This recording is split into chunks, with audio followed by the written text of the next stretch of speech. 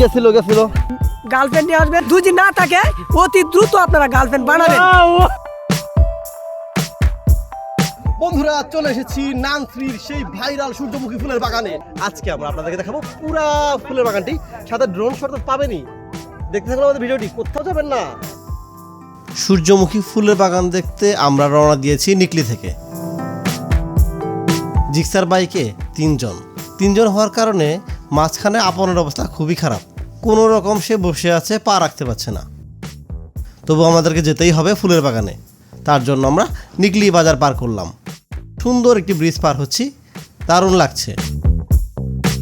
এবার চলে আসছি আমরা দামপাড়ার কাছাকাছি। যত সময় যাচ্ছে বাইকে 3 জন বসা আরও কষ্টকর হয়ে যাচ্ছে। 2 জনের চিপায় পড়ে আপনের মন বলে উঠল,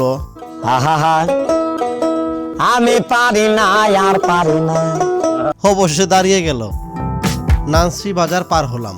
আপন শান্তর পাকে সোফা বানিয়ে তার পায়ের উপর বসে গেল। এভাবে মজা করতে করতে প্রায় চলে এসেছি। সামনে ওই নতুন মসজিদটি দেখা যাচ্ছে। এখন আমাদের ডান দিকে যেতে হবে। ডান দিকে ঢুকে গেলাম। ডান দিকে ঢুকে একটু আগানোর পরে আমাদেরকে বাম দিকে যেতে হবে। বাম দিকে ঢুকে পড়লাম। ও মা, এই দেখি কাঁচা রাস্তাতে কষ্ট করে বাইক চালিয়ে যেতে হবে। কিছুক্ষণ যাওয়ার পরেই কাঁচা রাস্তাও শেষ। এবার বাইক নিয়ে যাওয়া যাবে না। বাইকটি আমরা রেখে এবার হাঁটা ধরলাম। একটু দূর আগানোর পরে চোখে পড়ল টিকিট কাউন্টার। 2টি ছেলে বসে আছে ছাতা নিয়ে। আসার পর আমরা একটু স্ট্রাগল ফেস করছি। সেটা হচ্ছে রাস্তাটা খুবই খারাপ। ওখানে আমাদের বাইকটা রেখে আসতে হয়েছে প্রায় অনেকখানি দূরে। বাইক রাখার পরে আমরা এখন আসলাম যে জায়গাটাতে, সেই জায়গাটি হচ্ছে টিকিট কাউন্টার। টিকিট কাটার জন্য এখানে সবাই বসে আছে। টিকিটের মূল্য 50 টাকা। আপনারা যদি টিকিট কাটতে চান 50 টাকা লাগবে। এই রাস্তা ধরে হেঁটে যাব। অসুবিধাটা হচ্ছে এই রাস্তাটা অনেক সরু, তবে যেতে পারবেন। আপনি দেখেন অবস্থাটা, কি ভয়ানক অবস্থা। দেখুন কি ভয়ানক আইল দিয়ে আপনাকে যেতে হবে। আমি বললাম রে, গেছিল। সূর্যমুখী বাগান দেখে আমি তো অবাক। বিশাল এরিয়া নিয়ে তৈরি করা হয়েছে বাগানটি। অনেক ফুল ফুটে আছে, দেখতে চমৎকার লাগছে। আর অপেক্ষা করতে পারলাম না, সরাসরি ঢুকে গেলাম বাগানের ভিতরে। বাগানে গিয়ে বিভিন্ন স্টাইলে পোজে ছবি তুললাম।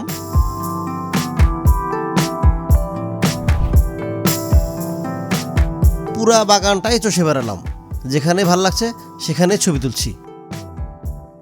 বাগানের ভিতরে যতই ঢুকছি ততই দেখছি ভাঙা ফুল গাছ।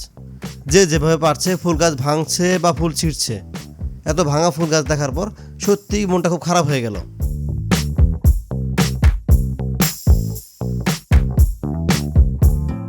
বাগানে আসার পর দেখলাম অধিকাংশই টিকটকার। সবাই বিভিন্ন রঙে ঢঙে টিকটক করছে। ঘুরতে ঘুরতে দেখা হয়ে গেল বাগানের মালিকের সাথে। আসুন তার সাথে একটু কথা বলি। আমাদের যাতে ফুলের ক্ষতি না, গাছের ক্ষতি না। বেচালার আপনারা আসবেন না। যদি মেয়ে হয় পুরুষ নিয়ে আসবেন, আমার অনুরোধ। হ্যাঁ, আপনারা গার্লফ্রেন্ড নিয়ে আসবেন। পুরুষ হলে গার্লফ্রেন্ড নিয়ে আসবেন। যদি না থাকে অতি দ্রুত আপনারা গার্লফ্রেন্ড বানাবেন। কৃষক জহির ভাইয়ের এই সূর্যমুখী বাগানে আসবেন।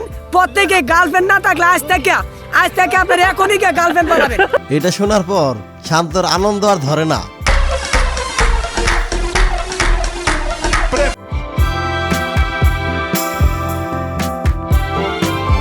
বাগানে ঘুরতে ঘুরতে আজব একটি জিনিস দেখতে পেলাম। দেখুন, সূর্যমুখী ফুল। এই এটা কি এটা? দেখি এ তো দেখিস বাঁশ দিয়ে সেলফি স্টিক বানাইছে।